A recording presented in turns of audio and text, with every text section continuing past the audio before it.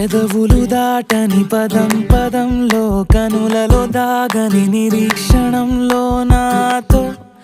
ఏదో అన్నావా తెగి తెగి పలికే స్వరం స్వరంలో తెలుపక తెలిపే అయోమయంలో నాలో